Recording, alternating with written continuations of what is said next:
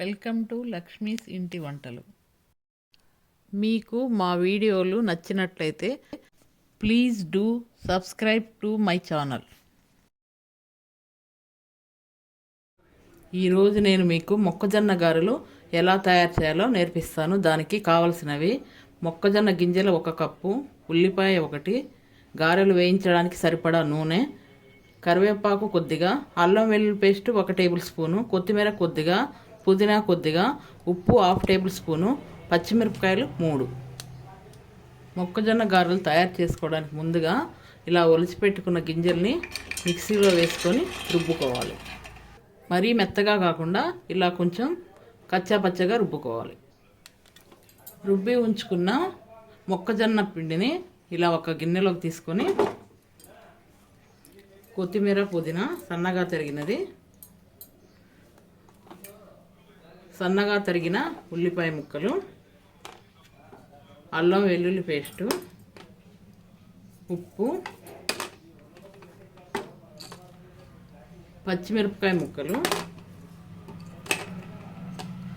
సన్నగా తరిగిన కరివేపాకు అన్నీ వేసి మొక్కజొన్న పిండికి అన్నీ బాగా పట్టేటట్టు ఇలా కలుపుకోవాలి. పిండి పక్కన పెట్టుకొని పొయ్యి వెలిగించుకొని బాండి పెట్టి వేయించడానికి సరిపడా నూనె వేసుకొని వేడి చేసుకోవాలి. నూనె బాగా వేడైన తర్వాత ఇలా ఒక ప్లాస్టిక్ కవర్ తీసుకొని పక్కన ఒక గిన్నెలో కొన్ని నీళ్లు తీసుకొని పక్కన పెట్టుకోవాలి.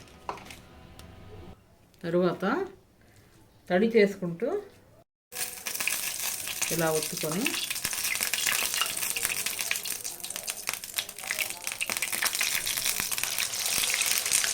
ఇలా కాల్చుకోవాలి.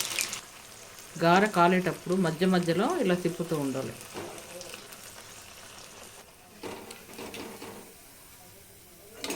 ఇలా మొక్కజొన్న గారెలన్నీ నూనెలో కాల్చుకోవాలి.